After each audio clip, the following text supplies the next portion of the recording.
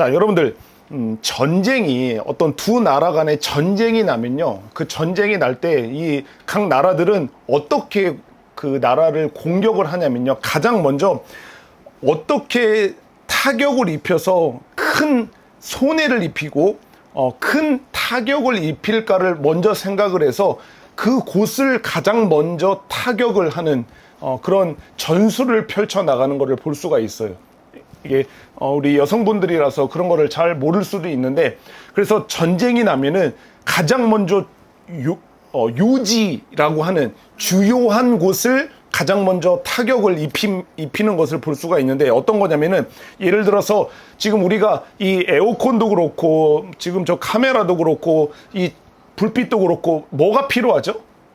전기가 필요하잖아요. 그래, 전기를 만들어내는 이 발전소를 가장 먼저 타격을 해서 그 발전소를 폭파시키면은 전기를 만들어낼 수 없을 뿐만 아니라 전기를 사람들에게 줄 수가 없기 때문에 큰 사회적인 혼란이 오게 되니까 그 발전소를 공격하는 거예요. 또 그럴 뿐만 아니라 전화나 인터넷 같은 이런 통신시설이 있는 어떤 기지국이나 그런 회사들, 이런 곳을 먼저 공격을 해서 그것을 무력화시키거나, 아니면은 생존에 필수적인 게 물이잖아요. 물이 없으면은 굉장히 살아가기가 힘들잖아요. 다른 먹을 게 없는 거는 어느 정도 배가 고프고 살아갈 수가 있어요. 그래서 먹을 걸 안 먹고 물을 먹고는 꽤 오래 지낼 수가 있는데, 물을 안 먹고는 오래 살기가 힘들잖아요, 지내기가. 그렇기 때문에 이 물을 정수하거나 이 물을 각 가정에게 공급하는 그런 정수장 같은 이런 곳을 찾아서 먼저 공격을 해서 이렇게 타격을 입히면은 큰 사회적 혼란이 일어나기 때문에 이 전쟁을 하면 그런 것을 먼저 사실 타격을 하는 것을 볼 수가 있어요. 그래서 이런 발전소가 됐든 아니면 이런 정수장 같은 데가 됐든, 여러분들도 보면은 이렇게 걸어 다니다가 보면은 주변에 여기가 수돗물을 정수하는 곳이구나, 뭐 그런 곳을 보면 알 수가 있고, 또 발전소도 여기가 발전소구나라고 하는 것을 볼 수가 있는데, 지도나 인공위성을 보면은 이런 장소들이 다 표시가 되어 있지 않는 것을 볼 수가 있어요. 예. 그렇게 이 나라에서, 국방부에서 그런 것들을 다 이렇게 확인하지 못하도록 막아놓은 것을 볼 수가 있어요. 그런 기술적으로 그런 것을 해놓은 거죠. 다 그런 데는 이유가 있는 거죠. 이런 것들을 쉽게 찾아내지 못하도록 하기 위해서 그런 것을 하는 것을 볼 수가 있어요. 아무튼 전쟁을 하면은 그 적의 타격을 입혀서 큰 혼란을 입히고 승리를 하기 위해서 이런 중요한 곳을 먼저 공격을 하는 것을 볼 수가 있는 것처럼, 이 마귀도 우리들을 공격을 할 때, 어떤 공격을 할 때 가장 큰 타격을 입고 하나님의 사람들이, 그리고 이 교회가 큰 혼란을 입게 되는지를 잘 알고 있기 때문에 공격을 할 때 그것을 먼저 공격하고 그것을 집중적으로 공격하는 것을 볼 수가 있어요. 그렇기 때문에 이 마귀가 무엇을 공격을 하냐면은 교회를 공격을 해요. 교회를 공격하면은 어떻게 이 하나님의 사람들을 무력화시킬 수 있고 혼란을 입힐 수 있는지를 알기 때문에 교회를 공격할 뿐만 아니라 그 다음에 주요한 곳이 뭐냐면은 성경이에요. 성경. 이 마귀도 이 하나님의 말씀이 기록되어 있는 이 성경이 얼마나 중요하고 이 성경이 어떤 능력을 갖고 있는지를 알기 때문에 공격을 할 때, 하나님의 사람들을 공격할 때 가장 먼저 이 성경에 대해서 공격을 함으로 인해서 큰 혼란을 만들어내고 큰 타격을 입혀 가기 위해서 이 성경을 공격하는 것을 볼 수가 있어요. 우리가 바이블 프로젝트 첫 번째 시간에 성경의 무호성에 대해서 배웠잖아요. 성경이 하나님의 성령님께서 감동으로 기록된 것으로, 성경에는 어떠한 오류나 어떠한 거짓이 없는 무호한 하나님의 말씀이다라고 하는 이 성경의 무호성을 이 마귀들이 계속해서 공격을 하는 거예요. 봐라, 성경에는 이렇게 기록되어져 있는 것을 보면은 이 성경이 지금 틀린 것을 말하고 있지 않느냐, 성경에도 오류가 있다, 여기서 말한 것과 여기서 말한 게 서로 다르지 않느냐라고 하는 것, 그리고 사람이 기록한 거 아니냐, 사람은 실수도 하고 거짓말도 하고 오류가 있는 거다. 그러니까 사람이 기록한 이 성경에는 오류가 있을 수 있는 거다라고 하면서 성경이 오류가 있는, 거짓을 기록해 놓을 수 있는 그런 책이다라고 그렇게 공격을 하는 거죠. 그러면서 하나님의 사람들이 이 성경을 대할 때, 이 진리의 말씀을 대할 때, 아, 그렇구나, 이 성경이 꼭 모든 것이 다 맞지는 않을 수는 있는 거구나. 그렇지. 사람이 기록해 놓은 거니까 뭐 실수할 수도 있는 거지라고 하면서 이 성경에 대한 오류가 없다라고 하는 것을 의심하게 만드는 그런 일이 벌어지게 되는 거예요. 그래서 그것으로 인해서 결국에는 성경의 모든 부분들에 있어서 불신하게 만드는 그런 역할을 하게 만드는 거죠. 그럴 뿐만 아니라 우리가 두 번째 시간으로서 성경의 명료성이라고 하는 것을 이야기를 했잖아요. 성경은 이 마귀들이 어떻게 우리를 공격하냐면은, 이 성경은 굉장히 오래된 책이다. 그리고 굉장히 옛날에 쓰여진 책이고, 그리고 성경은 우리가 알지 못하는 다양한 언어로 기록되어져 있는 책이기 때문에 성경은 알기 어려운 책이야. 이거 성경은 특별한 은사를 받은 사람들, 특별한 능력이 있는 사람들, 그리고 특별한 지식과 지혜와 학식이 있는 사람들이나 성경을 해석할 수가 있는 거지, 보통 사람들은 이 성경이 어려운 책이기 때문에 이해하기가 어렵다. 그래서 하나님의 뜻이 무엇인지를 이 성경을 보면은 그냥 성경을 봐서는 알 수가 없는 책이다.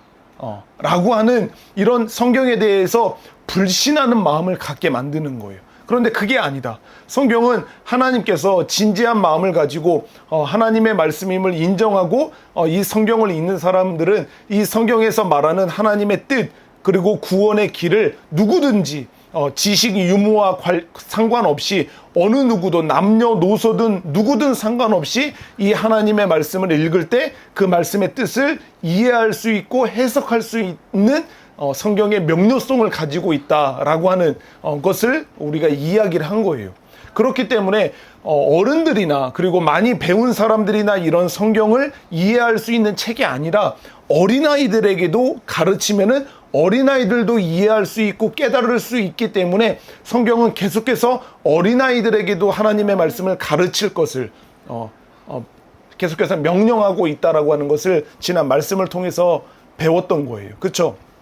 그러니까 그것처럼 오늘 이 성경의 필요성에 대한 부분도 마찬가지예요. 계속해서 마귀가 이 성경의 어떠함을 계속해서 공격을 해서 성경이 흠집을 내는 거예요. 계속 타격을 입히는 거죠. 그래서 하나님의 사람들에게 이 성경을 의심하고, 그리고 성경이 이거 별로 우리들에게는 있어도 그만이고 없어도 그만인 책이다 라고 하는 정도로 만들어버리는 그런 공격을 하게 만드는 거죠.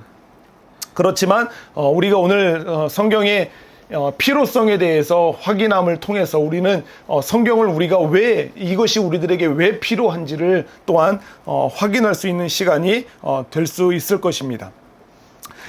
제가 지금 처음에 이야기를 했던 것처럼 마귀는 이 성경을 계속해서 공격을 하는 거예요. 지금도 여전히 구약의 시대에서부터 지금까지 여전히 마귀는 이 성경을 공격하고 있습니다. 그런 지금도 이 성경을 공격을 하는 시대 가운데 있는데, 성경이 우리들에게 필요하다. 그리고 성경이 믿는 자들의 그 영적 생활을 함에 있어서 절대적으로 필요하고, 구원을 필요로 하는 모든 사람들에게 이 성경이 절대적으로 필요하다라고 하는 이 사실을 마귀가 공격해서 이것을 성경의 필요성에 대해서 계속 훼손을 하는 거예요. 그렇지 않다. 이게 너희들에게 그렇게 필요한 책이 아니다라고 하는 것을 공격하는데, 어떻게 공격하냐면요. 성경을 그냥 사람이 쓴 책이잖아요. 그러니까 인간의 그냥 가르침 정도로 다른 책, 인간의 어떤 가르침을 기록해 놓은 많은 책들이 있잖아요. 그것처럼 그냥 성경도 인간이 기록해 놓은 그냥 좋은 가르침을 적어 놓은 책 정도로 생각을 하게 만드는 거예요.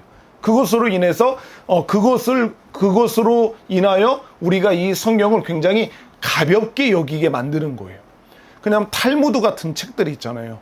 그런 책들을 보면 그것도 되게 훌륭한 가르침들이 기록이 되어 있는 것을 보고, 또 이 성경에서도 이런 가르침들을 보면서 이거 뭐 비슷한 거네, 그냥 인간의 그냥 가르침을 기록해 놓은 책이네 라고 생각을 하게 만드는 거죠.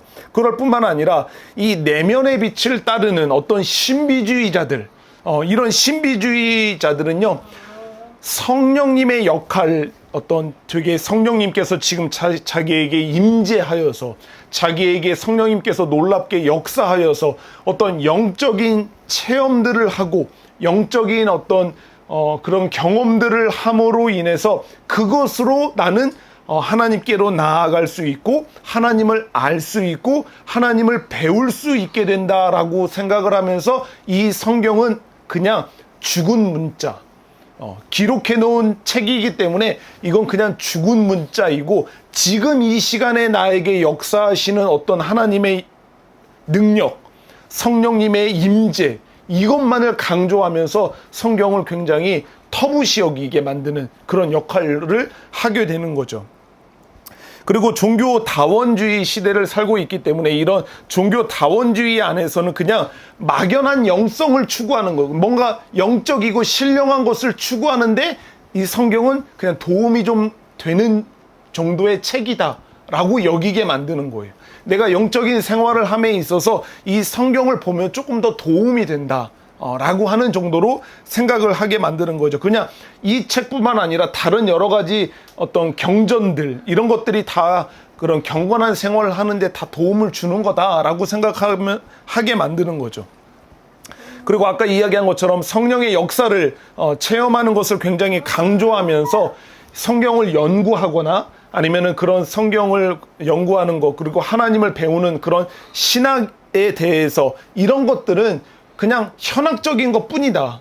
그냥 머리로만 하는 것 뿐이고, 그리고 이것은 굉장히 율법주의적인 거다 라고 생각을 하게 만드는 거죠. 예.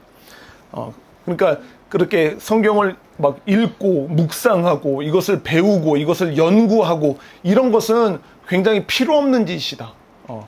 그리고 굉장히 율법주의적인, 사람을 율법주의적이게 만드는 것이라서 이것이 필요한 게 아니라, 지금 성령님께서 우리에게 어떤 능력을 주시고 그 성령의 능력을 체험하고 그것을 경험하는 것이 더 중요한 거다라고 그렇게 생각을 하게 만드는 것뿐만 아니라, 그냥 이게 성경이 66권 성경인데 고대 그때 당시에 기록되었던 성경 이외의 다른 세상적인 문서들에도 보면은 이와 비슷한 내용들이 다 기록이 되어 있는 것을 보면서, 그냥 그때 당시에 유행했던 여러 가지 어떤 이야기들을 그냥 모아놓은 책 정도다라고 생각을 하게 만드는 거예요. 야, 그거 뭐 지금 창조 뭐 이렇게 뭐 하늘을 만들고 태양을 만들고 이런 거 그냥 기독교에만 있는 게 아니라 그 다른 종교애들에도 보면은 그와 비슷한 기록들이 그때 당시에 다 있었어. 그거 봐봐. 그때 당시에도 그런 거, 고대 근동 지방에 있던 문헌들을 보면은 다 거기에도 있었던 거야. 그냥 그때 당시에 있었던 거를 여러 가지를 짜집기 해서 이렇게 그럴싸하게 이렇게 모아갖고서는 이렇게 책으로 만들어낸 거야 라고 그렇게 생각하는 것 뿐만 아니라, 성경에 보면은 뭐 노아의 방주 이야기라든가 아니면은 뭐 모세의 기적이 됐든, 요나가 물고기 뱃속에 들어가는 뭐 이런 사건이라든가 이런 이야기들이 그냥 우화, 우리 이솝 우화의 이야기처럼 어떤 도덕적인 가르침을 주기 위한 그런 우화들을 기록해 놓은 책이다. 그 정도로만 도덕적인 가르침을 주는 이야기 정도로 그렇게 취급해버리게 만드는 이런 일을 하면서 점점 더 사람들에게 있어서, 특별히 교회를 다니는 사람들, 하나님을 신앙하는 사람들에게 있어서조차도 이 성경이 그렇게 우리들에게 필요한 건 아니다 라고 하는 생각을 만들어내게 되면서, 우리에게 있어서 이 성경을 점점 떨어뜨려 버리는, 우리에게서 성경을 분리시켜 버리면서 우리를 공격하고 있다라고 하는 것을 볼 수가 있어요. 예. 제가 몇 번 이야기한 것처럼 그런 신사도 운동을 하는 사람들, 그런 사람들은 그 사람들도 성경을 읽고 그리고 성경을 가르치는 일들을 하지만 그 사람들이 하는 일을 보면은 점점 성경이 필요 없어지는 일을 하고 있다라고 하는 것을 볼 수가 있어요. 왜냐면은 그 사람들이 기도하면서 계속해서 하나님의 뜻을 구해요. 하나님께서 지금 말씀하시는 그 하나님의 음성을 듣는 것을 굉장히 강조하거든요. 찬양을 하고 기도를 하면서 지금 이 시간 우리들에게 말씀하시는 하나님의 말씀을 들읍시다 라고 하면서 환상을 보려고 하고 그런 꿈과 환상 중에서 자기에게 개인적으로 말씀하시는 그런 하나님의 음성을 들으려고 하는 거예요. 그러면서 저는 지금 바닷가에 있는 모래사장을 저에게 보여주셨습니다. 그리고 하나님께서는 지금 저에게 해바라기 꽃을 저에게 말씀하여 주셨습니다. 라고 하는 식으로 계속해서 그 시간에 말씀하시는 하나님의 음성을 듣는다라고 해요. 이게 굉장히 그럴싸해 보이지만 이것을 점점 강조하고 이것을 점점 계속해서 많이 행하면 행할수록 굳이 이해하기 어렵고 해석하기 어렵고 읽기 어려워하는 이 책을 보려고 하지 않고 지금 무엇인가 하나님께서 직접적으로 말씀하시는 하나님의 말씀이 있으면 되는 거잖아요. 예. 그러니까 점점 이 말씀을 의지하는 게 아니라 계속해서 그런 꿈과 환상과 하나님의 직접적인 음성을 들으려고 하는 그런 시도를 계속해서 하는 거죠. 그러면 그럴수록 점점 그들에게 있어서 성경은 멀어질 수밖에 없는 거죠. 자연스럽게. 예. 마찬가지로 하나님의 말씀의 능력, 십자가의 보혈의 능력을 의지하는 것이 아니라 지금 뭔가 병이 들었고 뭔가 문제를 해결해야 되는 그런 것들이 있으면은 하나님의 말씀을 구하고 그 말씀의 능력을 의지하는 것이 아니라 성령 하나님께서 지금 역사하셔서 놀라운 그런 체험을 통해서 그런 상황들을 돌파하고 그 상황들을 해결하고 문제를 풀어나가려고 하는 그런 시도를 하니까 점점 그 사람들에게 있어서는 이 성경이 필요 없는 게 필요 없이 되는 거죠. 이게 적절한 예가 될 수 있을지는 모르겠지만 우리 주변의 사람들의 신앙생활하는 모습을 보면은 점점 신앙생활 하는 사람들에게 있어서 성경이 꼭 필요하지는 않구나 라고 하는 것을 우리가 생각할 수 있게 만드는 것 같아요. 무슨 말이냐면은 신앙생활을 1년 했고 그리고 5년 했고 10년을 했어요. 그런데 이 사람의 신앙생활의 모습을 교회뿐만 아니라 일상생활에서 그 사람의 신앙생활의 모습을 볼 때 이 사람이 교회를 다니고 신앙생활이라고 하는 것을 하는데 삶에 있어서는 전혀 성경을 들여다보지 않고 성경을 가까이 하지 않아. 그런데도 신앙생활을 1년, 5년, 10년 그냥 그렇게 계속 할 수가 있는 거지. 그 사람은 교회 안에서도 그렇고 그냥 교회 안에서 예배 시간에 한번 설교를 들을 때 한번 들춰보는 것, 성경 그것 이외에는 삶에서 전혀 성경을 가까이 하질 않아. 들여다보질 않아. 그럼에도 불구하고 교회 생활하는데 아무 문제가 없이 교회 생활을 훌륭하게 잘 해내. 이 모습을 보면은 그리스도인에게 있어서 성경은 굳이 필요하지 않구나. 구원을 받고 교회 생활을 하고 신앙 생활을 하는 것에 있어서는 굳이 성경이 필요하지 않구나. 없어도 아무 문제가 되지 않구나 라고 하는 것을 생각할 수 있게 하는 그렇구나라고 동의하게 만드는 그런 일들이 우리 주변에 벌어지고 있는 거예요. 네. 그렇지 않습니까? 성경은 너무나도 우리들에게 필요하고 구원을 얻는 데 있어서 뿐만 아니라 우리가 신앙생활하고 영적인 그런 삶을 살아가는 데 있어서 우리는 너무나도 필요한 것이다라고 하는 것을 이 뒤에 가서 이제 확인하게 될 텐데 분명히 우리들에게 너무나도 절실하게 필요한 게 성경임에도 불구하고 그게 아니구나. 성경 없이도 교회 생활하는데 아무 문제 없구나. 성경 없이도 집사되고 권사되고 장로되고 하는 것에 있어서는 아무 문제가 없구나 라고 생각을 할 수 있게 만드는 그런 시대 가운데 우리가 살고 있다라고 하는 거죠. 그렇지만 절대 그런 것이 아니다라고 하는 거죠. 그것이 잘못된 거고, 그것이 틀린 거고, 그것이 그릇된 신앙생활을 하고 있는 것이지 절대로 성경이 필요 없다라고 하는 것을 말해주는 그 증거가 아니다라고 하는 것입니다.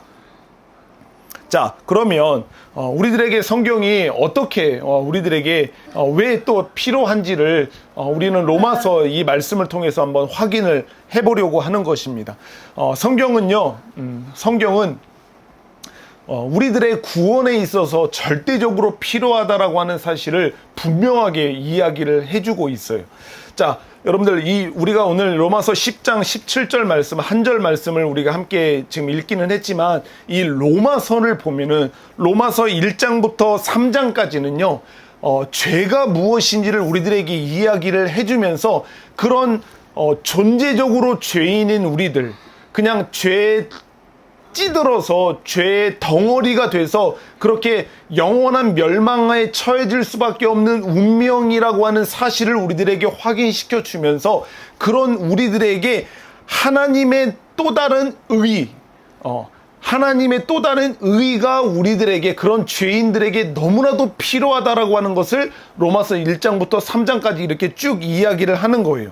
그러면서 하나님의 또 다른 의가 무엇이냐면은 바로 예수 그리스도의 의라고 하는 사실을 이야기를 해주고 있잖아요. 그래서 그리스도의 그 죽음과 그리스도의 이 부활은 오직 예수 그리스도를 믿는 믿음을 통해서만 그 믿는 사람 개인에게 그것이 적용이 되는 거예요.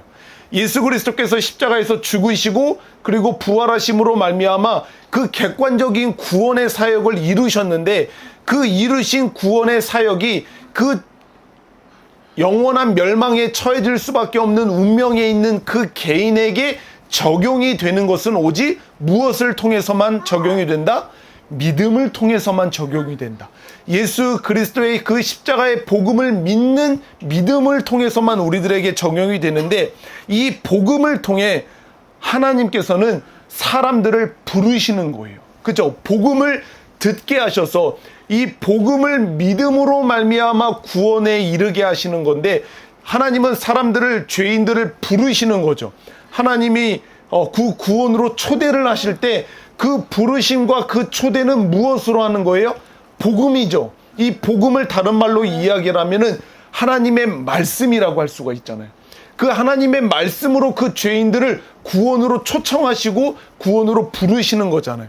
그래서 오늘 말씀에 보면은 여러분들 한번 성경을 보세요. 오늘 우리가 17절을 읽었는데 13절을 보면은 13절을 보면 이렇게 이야기하고 있어요. 누구든지 주의 이름을 부르는 자는 구원을 받으리라. 누구든지 주의 이름을 부르는 자는 구원을 받으리라. 이거 다른 말로 이야기하면은 누구든지 예수 그리스도를 믿는 자는 구원을 받으리라 라고 하는 것을 이야기하고 있는 거거든요.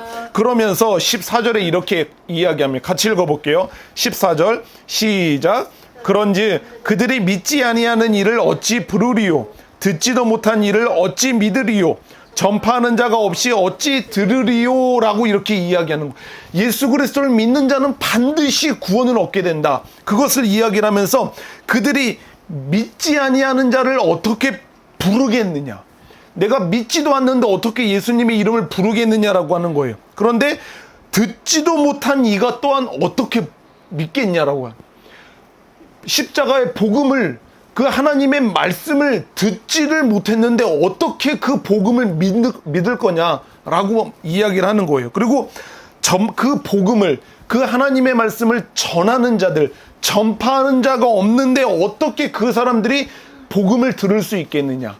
할 수가 없다. 그러니까 전파하는 자가 없고, 그리고 그것을 말하는 자가 없으면은, 그것을 들려주는 자가 없으면은 복음을 들을 수가 없고, 들을 수가 없으니까 믿을 수가 없고, 믿을 수가 없으니까 뭐 할 수 없다?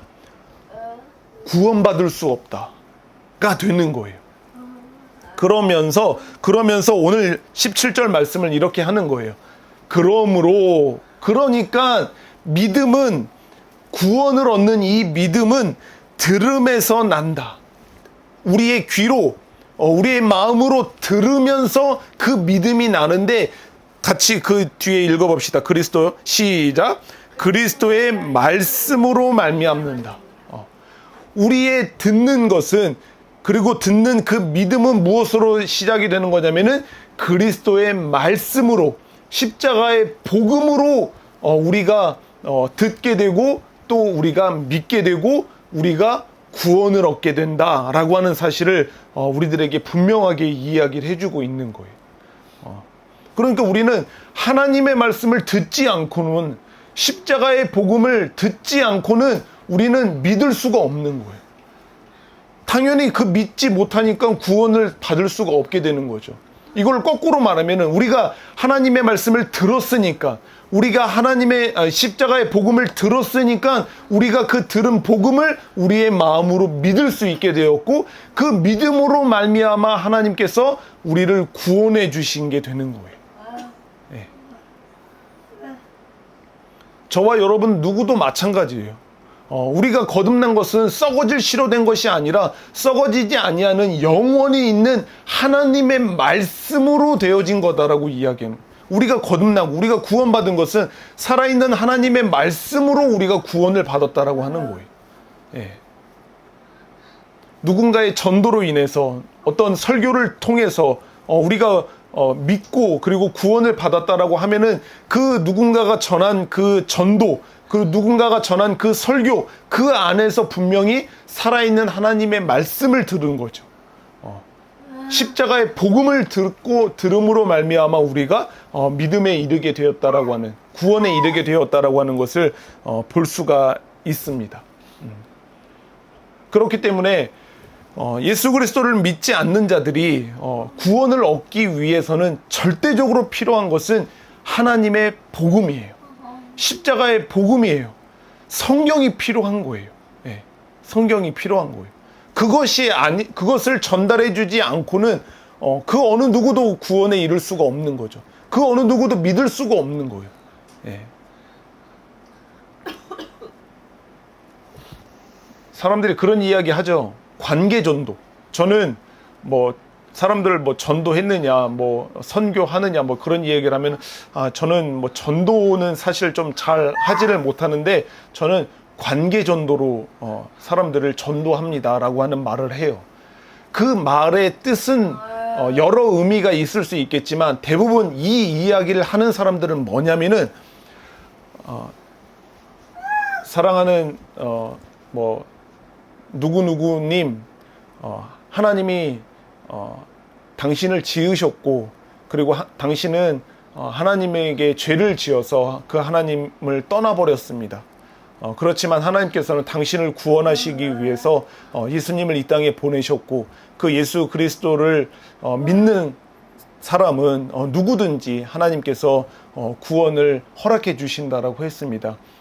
예수 그리스도를 믿고 회개하시고 하나님의 자녀가 되셨으면 좋겠습니다 라고 하는 이런 복음을 전해서 전도를 하는 게 아니라, 나는 그 사람에게 필요한 돈이 필요하면 돈을 주고, 그 사람이 병에 들렸으면 그 사람의 병 간호를 해주고, 그 사람이 먹을 게 없으면 먹을 거를 주고, 그 사람이 필요한 것들, 그 사람이 사랑이 필요하면 사랑을 주고, 이런 그 사람을 가까이서 그 사람이 원하는 것들을 채워주고 공급해주고, 그렇게 좋은 관계를 맺어서 나를 신뢰할 수 있게 만들고, 그래서 나와 함께 교회로 나와서 예수님을 믿게 하는 일을 저는 합니다. 이렇게 전도를 합니다 라고 대부분의 사람들이 관계 전도라고 하는 것을 말할 때는 이렇게 말을 하는 거예요. 이게 한편으로는 그게 필요하죠. 사람들에게 우리가 복음을 전할 때 좋은 관계이지 않고 뭔가 싸우고 뭔가 불편한 관계이고 이런데 복음을 전하면 그게 영향력이 덜 할 거 아니에요. 그래서 좋은 관계를 맺는 것이 필요한 거죠. 그런데 사람들이 이것을 너무나도 착각을 하는 거예요. 그것으로 마치 그 사람이 구원에 이를 수 있게 되는 것처럼 생각을 하는 거예요. 그러니까 그렇게 선명하고 분명한 하나님의 말씀의 복음을 그 사람들에게 전하지 않는 거예요. 그거는 빼버리고 그냥 좋은 관계만 맺어서 전도를 하겠다라고 이야기를 하는 거예요. 그렇게는 그 사람이 믿음에 이를 수가 없는 거예요. 그것과 함께 선명한 하나님의 말씀, 분명한 십자가의 복음을 그 사람이 들을 수 있게 해줘야 되는 거예요. 그래서 그 말씀을 듣고 그 말씀이 전해지는 가운데 성령님께서 그 사람의 영혼 가운데 일하셔서 그 사람이 믿게 되고 구원에 이르게 되는 겁니다. 예. 여러분들 착각하시면 안 돼요. 우리 주변의 사람들에게 좋은 관계를 맺고 믿지 않는 사람들에게 선한 영향력을 끼쳐야 되는 거 너무나도 당연한 거예요. 예. 그것은 너무나 당연한 거지만 그게 전부로 생각하면 안 된다라고 하는 말이에요. 그것과 함께 더욱 중요한 것은 분명한 십자가의 복음을 그 사람들이 듣게 해주는 게 필요해요. 하나님이 세상을 이처럼 사랑하사 독생자를 주셨다. 그러니까 이 예수 그리스도를 믿는 자는 멸망하지 않고 영생에 이르게 하시는 게 하나님의 뜻이다. 하나님의 계획이다. 그러니까 회개하고 예수님을 믿으세요. 를 전해야 되는 거예요. 이거 말하면은 사람들이 듣기 불편하고 싫어해요. 그거 회개하라고 하고 죄를 이야기하면 사람들이 듣기 싫어해요. 얼굴을 붉힌단 말이에요. 그러니까 그거 이야기하면 저와 그 사람의 관계가 서먹서먹해지고 불편해지고 깨어져 버린단 말이에요. 그러니까 저는 그런 거 이야기를 안 해요. 그러니까 구원이 없는 거예요. 그러니까 거짓된 믿음의 사람들이 계속해서 양성이 되는 거예요. 그러면 안 되는 거죠. 죄인들에게 있어서 절대적으로 필요한 게 하나님의 말씀, 이 살아있는 하나님의 말씀이, 이 성경이 너무나도 필요하고 그 말씀으로 말미암아 구원에 이르게 된다라고 하는 사실을 우리가 기억할 때 우리는 이 말씀을 분명히 그 사람들에게 있는 그대로의 말씀을 전해줄 필요가 있다라고 하는 것입니다. 저는 그게 말씀의 능력이 있다라고 하는 말의 의미인 거예요. 말씀의 능력이 있는 거예요. 예. 모세가 홍해바다에 갈라져라 라고 하면서 막 그 홍해바다를 갈르는 것처럼 하나님의 말씀을 이것처럼 막 무슨 주문처럼 외울 때 무슨 놀라운 기적이 막 일어나는 그런 것이 하나님의 말씀에 능력이 있다라고 하는 것이 아니에요. 우리는 그냥 선포하고 우리는 그 말씀을 믿는 믿음으로 그 사람들에게 전하지만 그 말씀을 통해서 성령 하나님께서 일하심으로 말미암아 그 죽은 영혼들이 영원한 생명으로 살아나게 되는 중생하게 되고 거듭나게 되는 일들이 벌어지게 되는 이것이야말로 하나님의 말씀의 능력이라고 우리가 이야기를 할 수가 있는 거예요. 그럴 뿐만 아니라 성경은요, 교회에게 있어서 절대적으로 필요합니다. 우리 성경 하나 찾아보겠습니다. 에베소서 2장 20절을 한번 볼까요? 에베소서 2장 20절 같이 읽겠습니다. 시작. 너희는 사도들과 선지자들의 터 위에 세우심을 입은 자라. 그리스도 예수께서 친히 모퉁이 돌이 되셨느니라. 아멘. 여기서 너희는 사도들과 선지자들의 터 위에 세우심을 입은 자다라고 이야기하는 거예요. 여기서 너희라고 하는 것은 각 개개인을 말하는 게 아니라 교회를 말하는 거예요. 교회는 사도들과 선지자들의 터 위에 세우심을 입었다라고 하는 것은 사도들과 선지자다라고 하는 말은 사람 위에 세운 게 아니라 사도들과 선지자들의 가르침, 하나님의 말씀 위에 세워진 거다라고 하는 것이죠. 그래서 그 교회의 모퉁이 돌이 되신 분이 바로 예수 그리스도다라고 하는 것을 말할 뿐만 아니라 마태복음 16장 18절 우리가 잘 아는 건데 또 내가 너희에게 이르노니 너는 베드로라. 베드로의 그 신앙 고백이 있고 난 후에 너는 베드로라 내가 이 반석 위에 내 교회를 세우리니 그죠? 이 반석 위에 내 교회를 세우리니 음부의 권세가 이기지 못한다라고 이야기해요. 내 교회를 세우는데 어디 위에 세운다? 이 반석 위에 세운다라고 이야기를 한 거예요. 이 바로 전에 베드로의 신앙 고백이 나오는 거예요. 너는 나를 누구라 하느냐라고 이야기했을 때 주는 그리스도시요 살아계시는 하나님의 말씀입니다라고 하는 그 베드로의 신앙 고백이다라고 하는 그 신앙 고백 위에 세웠다라고 이야기하는 거예요. 내 교회를 그 고백 위에 세우겠다라고 하는 것은 무엇이냐면 바로 하나님의 말씀 위에 내 교회를 세우겠다라고 이야기를 하는 겁니다. 그것처럼 모든 교회의 시작은 하나님의 말씀의 터 위에 세워지는 거예요. 복음의 터 위에 세워지는 게 바로 교회인 거예요. 스스로 교회가 세워지는 교회는 어떤 교회도 없어요.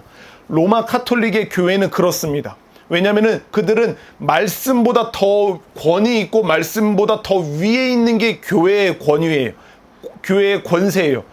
그렇지만 우리들은 그렇지는 않습니다. 어느 교회도 말씀의 권위 아래에 있는 거예요. 그 말씀의 권세 아래에 있는 거죠. 다른 말로는 말씀의 터 위에, 그 터 위에만 오직 교회가 세워질 수가 있는 거예요. 예. 그 말씀의 기초가 되지 않는 교회는 없는 거죠. 예.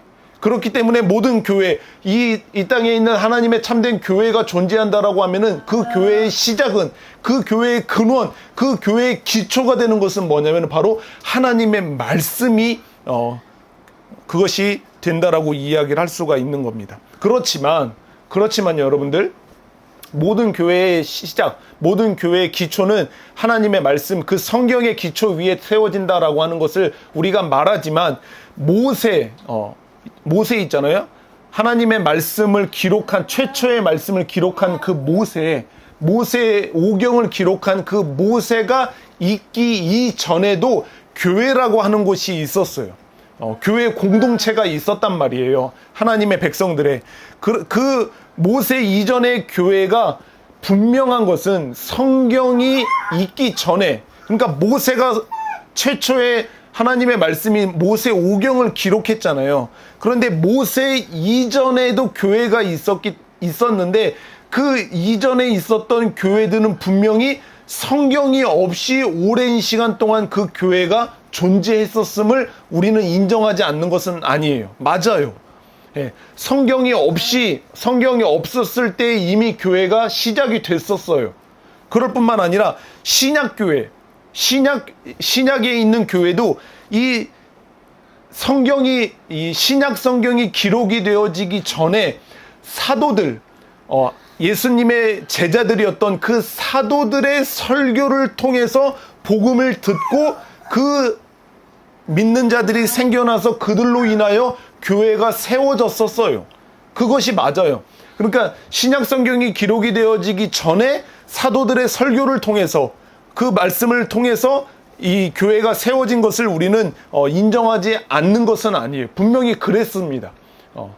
성경이 있기 전에 신약의 교회가 이미 존속했었음을 우리는 인정을 해요. 그렇지만 구약의 모세 이전뿐만 아니라, 그리고 신약이 기록이 되어지기 전에 이미 교회가 되어진 것도 우리가 다 인정을 해요.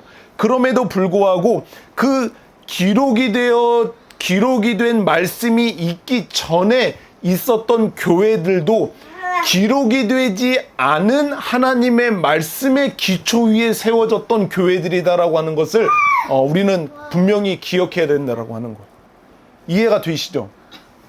분명히 기록되기 전에 교회가 있었단 말이에요. 구약이든 신약이든 신약시대든. 그렇지만 그 시대에 있었던 교회도 분명히 기록되지 않았던 하나님의 말씀을 통해서 그 기초 위에 세워졌던 게 그때 당시의 교회였다라고 볼 수가 있는 거예요. 그렇기 때문에 모든 교회들은 하나님의 말씀으로 존재하는 것이고, 그 말씀의 기초 위에 세워지는 것이 바로 교회다라고 할 수가 있는 거예요.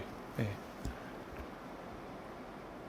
어느 교회도 독자적으로 살거나 자신을, 그 교회 스스로를 그 기초로 삼고 살아가는 그 교회는 있을 수 없다라고 하는 것을 말할 수가 있는 것입니다.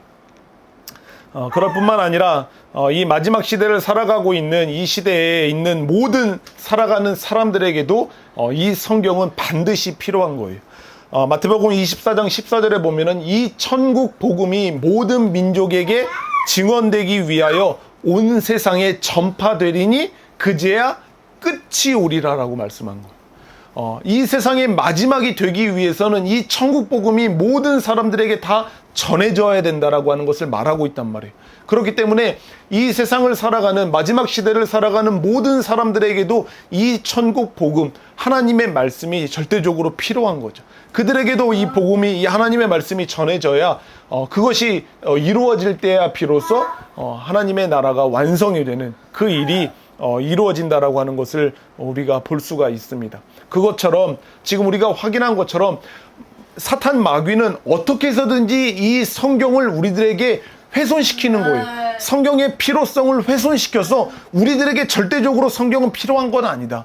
너의 신앙생활함에 있어서 성경이 있으면 좋고 그렇지만 없어도 가까이 하지 않아도 그냥 괜찮은 거야. 그거 없어도 성령님의 어떤 능력, 성령님의 어떤 체험들, 신비한 그런 체험들, 영적인 체험들, 그런 것을 하면서 하나님을 찾고 하나님을 알아가고 그냥 그렇게 신앙생활을 하면 되는 거지, 굳이 너에게 있어서 이 성경은 필요하지 않아. 구원을 받는 거 마찬가지야.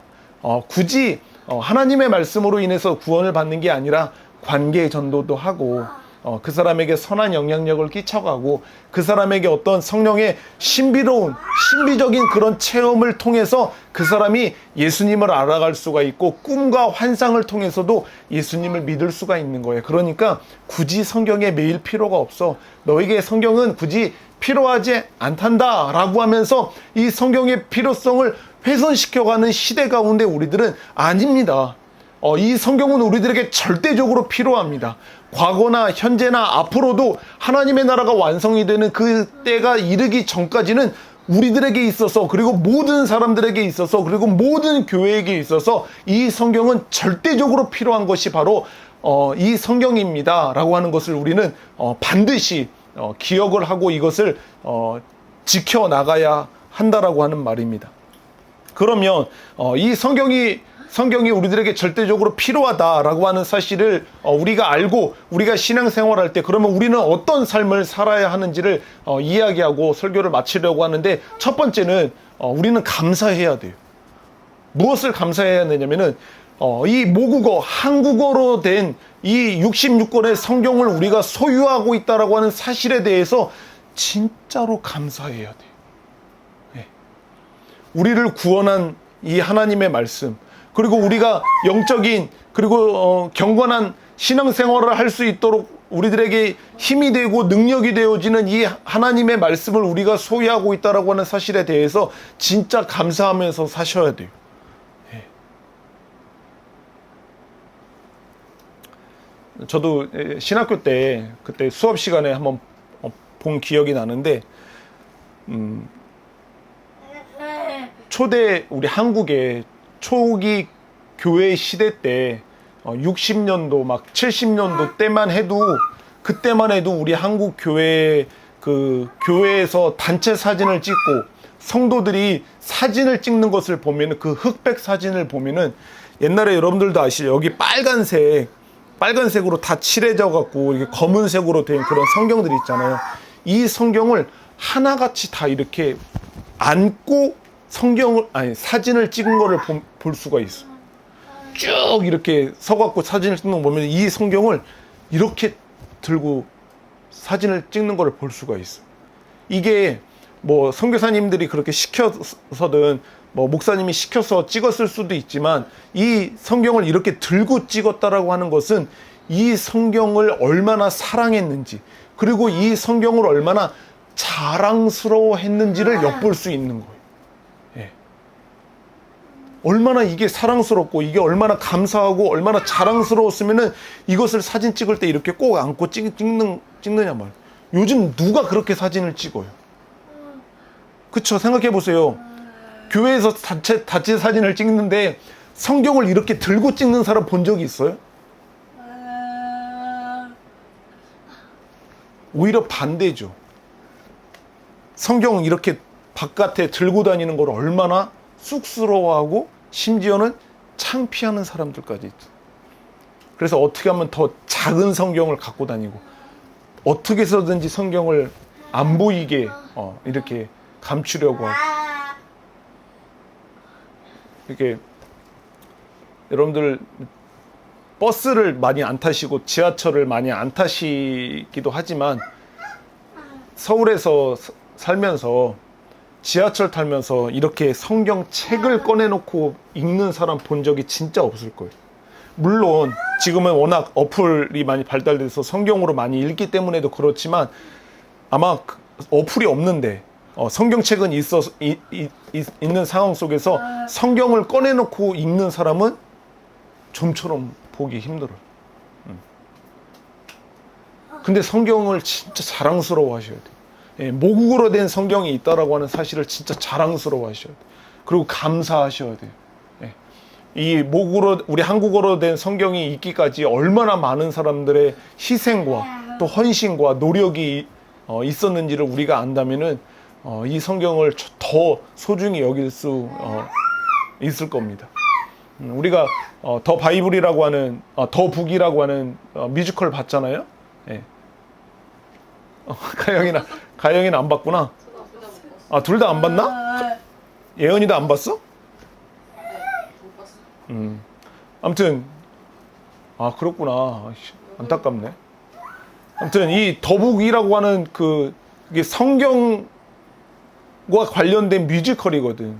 이거를 보면은 이 성경이 우리들에게 이 한국어로까지 번역되는 성경이 오기까지 얼마나 많은 사람들의 그런 목숨을 바쳐서 목숨을 걸고 희생하고 그렇게 정말 귀한 헌신을 통해서 우리에게 이 성경이 왔다라고 하는 것을 그 뮤지컬을 보면은 느끼게 되거든. 그러면 진짜 자부심이 생겨. 이 성경이 정말 소중한 거라고 하는 사실을 우리가 알 수 있게 되는. 또 그럴 뿐만 아니라 우리가 그렇게 감사한 걸 뿐만 아니라 우리가 그 귀한 성경, 그 성경을 우리가 열심히 읽고 그리고 열심히 공부할 뿐만 아니라 이 성경을 가르치는 그런 교사들의 가르침에 경청하는 마음을 가져야 돼요.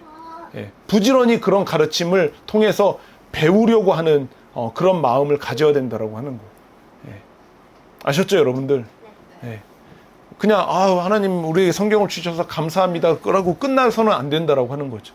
그러니까 내가 이 성경을 더 가까이 하고 열심히 읽고 또 배우고 그 가르침을 통해서 열심히 배우려고 하는 그런 또 마음가짐과 노력을 해야 한다라고 하는 겁니다. 이 존 칼빈이라고 하는 종교 개혁자가 이렇게 이야기했어요. 성경을 공부하는 사람이 아니라면 옳고 바른 가르침을 아주 조금이라도 맛보는 것은 불가능하다라고 했어요.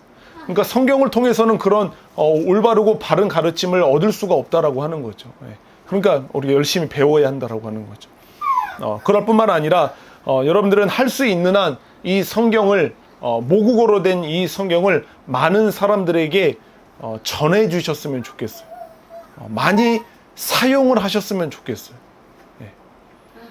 그래서 성경을 자꾸 여러분들의 입에 자꾸 오르내리고 하는 것이 많아졌으면 좋겠어요. 아셨죠? 이렇게 예배 시간 안에서만 우리 안에서 사용하는 게 아니라 다른 믿지 않는 사람들과 이야기를 하거나 우리 일상적인 대화 속에서도 계속해서 이 성경을 인용하고 성경을 사용해서 그렇게 말을 많이 했으면 좋겠어요. 성경을 많이 사용하라고 하는 이야기. 그것이 우리들에게 있어서 이렇게 습관처럼 되어지면 참 좋아요. 예. 그리고 무슨 사람들에게 이렇게 말 잘하는 것처럼 보이고 똑똑한 사람처럼 보이려고 막 영어를 섞어서 말하거나 사자성어를 섞어서 말하고 막 이런 사람들이 있잖아요. 그런 것이 아니라 성경을 사용해서 성경을 함께 인용해서 그렇게 말하는 거야말로 정말 지혜로운 대화법이고 정말 훌륭한 대화 방법이라고 생각을 합니다. 저는. 그러니까 여러분들이 성경을 많이 인용하고 그리고 성경을 더 많은 사람들에게 그렇게 전달해 줄 수 있었으면 좋겠습니다. 그럴 뿐만 아니라 또 교회가 성경을 지키고 소중히 여기는 일에 여러분들이 어떻게 도움이 되는지 그것을 생각하여서 교회가 이 성경을 지키는 일에 여러분들도 부단히 노력하고 열심을 낼 수 있는 그런 삶을 살아갔으면 좋겠습니다. 한번 제가 좋은 글이라서 여러분들에게 한번 소개를 해볼 텐데요. 그 종교 개혁자 중에 한 명이었던 존 칼빈 선생님이 이 기독교 강요라고 하는 그 책에서 한 이야기인데 한번 조금 길지만 한번 귀담아 한번 들어보셨으면 좋겠습니다. 인간의 생각이 타락하여 하나님을 잊어버리기가 얼마나 쉽고 온갖 종류의 오류를 범하려 하는 인간의 성향이 얼마나 크고 그리고 끊임없이 새롭고 인위적인 종교를 만들어내려는 성향이 얼마나 큰지를 깊이 생각하라. 그러면 우리는 하늘의 가르침이 인간의 망각에 의해 잊혀지거나 인간의 오류로 말미암아 사라지거나 인간의 오만 방자함으로 인해 변질되지 않게 하기 위해 그 가르침을 기록해 두는 것이 얼마나 필수적이었는지를 알 수 있다. 우리 뒤에 오는 세대는 성경을 소홀히 할 것인가 아니면은 열심히 성경의 지혜를 구할 것인가와 관련한 우리의 단순한 결심에 따라 아주 큰 영향을 받게 될 것이다 라고 이렇게 이야기한 거예요. 그러니까 우리가 이 기록된 하나님의 말씀을 다음 세대들에게 있는 그대로 전수하는 일이야말로, 그리고 이 성경을 그 나라의 민족의 언어로 번역해내는 일이야말로 얼마나 가치 있고 소중한 일이 아닌지 말할 수가 없는 거죠. 정말 소중한 일이에요. 우리는 그것을 반드시 그 일을 해야 되는 겁니다.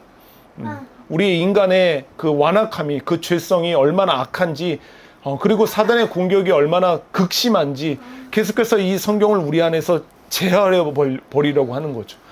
이 소중하게 기록된 하나님의 말씀을 우리의 다음 세대들에게 있어서는 이것이 끊어지도록 만들려고 하는 그런 일들을 수도 없이 하는 것을 볼 수가 있어요. 제가 어제 이 말씀을 준비하면서 어떻게 또 뭔가 하나님의 섭리라고도 할 수가 있지만 우연히 그 영상을 보게 됐어요. 뉴스 영상을 보게 됐거든요. 파키스탄이라고 하는 나라가 아주 정말 극심한 무슬림들이 많은 나라예요. 이슬람 국가예요. 한마디로 이슬람의 나라인데 그 나라에서 정말 뭐 이렇게 사건이라고 하는 일에 벌어졌다고 나오는데 수많은 사람들이 그 나라 경찰서를 습격을 한 거예요. 경찰서를 습격해서 그 경찰서를 다 불태워버렸어요. 그리고 그 경찰서 안에 있는 사람들도 막 폭행하고 그러면서 그 경찰서에서 한 조사를 받고 있는 한 사람을 잔인하게 살해하고 불태워버렸다라고 그렇게 이야기를 하는 거예요. 근데 그 사람이 무엇 때문에 조사를 받고 있던 사람이냐면은 영국 사람이었거든요. 영국 사람인데 그 파키스탄에 와서 무슨 일을 했냐면은 이슬람 교도들이 사용하는 경전인 코란, 그 코란을 훼손하고 불태웠다라고 하는 거예요. 그래서 그것과 관련해서 조사를 받고 있었는데 이 사실을 알았던 그 무슬림들이 격분한 거예요. 화가 난 거예요. 그래서 이 조사를 받고 있던 사람의 있던 경찰서를 습격해서 그 사람을 끄집어내서 죽여버리고 불태워버리는. 그 사람들은 무슬림이에요. 그리고 진리도 아닌 이 코란이라고 하는 그 경전을, 자신들이 사용하는 경전이라고 하는 것을 불태워버리고 그 훼손했다라고 하는 이유로 그 사람을 잡아서 죽여버리는 일까지 하는 거예요. 근데 여러분,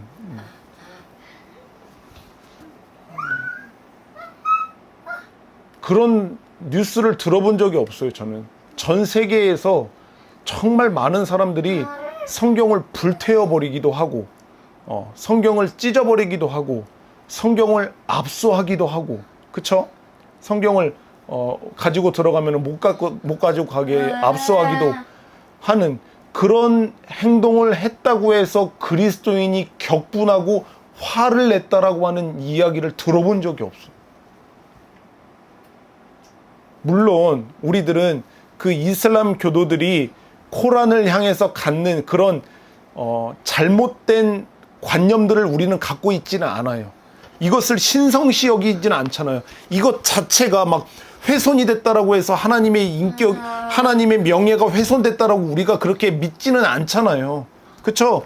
이것 자체가 그런 어떤 어떤 효과나 능력이 있다라고 하는 것을 말하는 게 아니잖아요. 그렇죠? 그리고 그것을 믿고 있지는 않기는 하지만 우리가 그만큼 성경에 대해서 소홀한 마음을 갖고 있지는 않나. 성경을 굉장히 터부시 여기고 있지는 않나. 라고 하는 것을 엿볼 수 있는 단편적인 모습이라고 생각해요, 저는. 예. 우리가 막 성경을 누가 빼앗기고 성경을 훼손했다라고 해서 그 사람에게 가서 막 폭행하고 그런 일을 하라고 하는 소리가 아니에요. 우리는 그렇게 하면 안 되죠. 그렇지만 우리는 그런 일이 벌어졌다라고 해서 우리들의 마음에 이 거룩한 분노가 이르냐라고 하는 거죠. 우리가 생명처럼 여기는 하나님의 말씀을 그렇게 함부로 대하는 그 사람에 대해서 그런 거룩한 분노가 우리 안에 일어나느냐라고 하는 거죠. 그렇지 않다라고 하면은 뭔가 문제가 있는 거죠. 하나님의 말씀을 소중히 여기지 않는 그런 모습이 있는 거예요. 정말 우리가 이 세계 열방에 있는 그런 교회나 또 기독교인들의 소식을 들을 때 정말 많은 사람들이 이 성경을 불태우고 이 성경을 압수하고 정말 이상해요. 다른 종교의 경전들은 얼마든지 이렇게 가지고 가고 얼마든지 전달해주고 나누어주는 일을 해도 되는데 유독 성경만은 그렇게 하지 못하게 만들어요. 예. 그죠? 우리 그런 나라들 여러 나라들 갈 때 성경 몇 권만 들고 가면은 못 갖고 들어가게 해요. 압수해 버려요.